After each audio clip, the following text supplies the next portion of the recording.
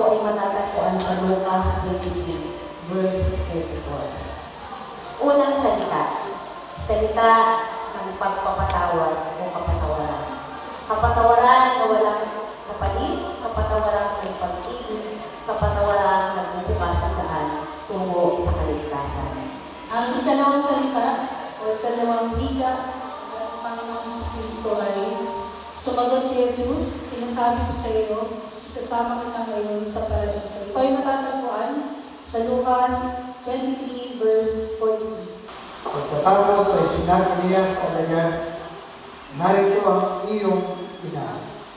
At mula noon ay dinalas niya ng alagad sa kanyang sariling tahanan. Pinagpala tayo sa pagkabinig at pagkabasa ng kanyang mga salita. Kristo, samantalang siya ay nakabayubay sa krus, tinitiis ang matinding init ng sikat ng araw, ang pagod at pasakit na kanyang nararanasan. Chapter 27, verse 46, at Gospel of Mark, chapter 15, verse 34, narinig natin ang isa sa pinakamabigat na sigaw sa kasaysayan ng pamamalampalataya. My God, why have you forsaken me? Diyos ko, bakit mo ako pinabayaan?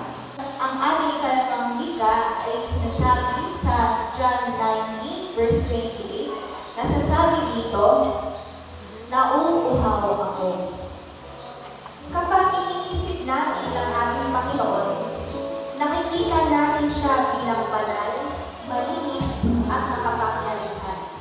Ang ating beautiful Savior. Ngunit sa kanyang huling sandali sa krus, ibang larawan ang makikita natin. Sa kanyang ikalimang salita, nauuhaw ako. Naganap na. So, tapos na po. Dapat ulihan na tayo. Sabi, it is finished, it is done, naganap na. 1:17.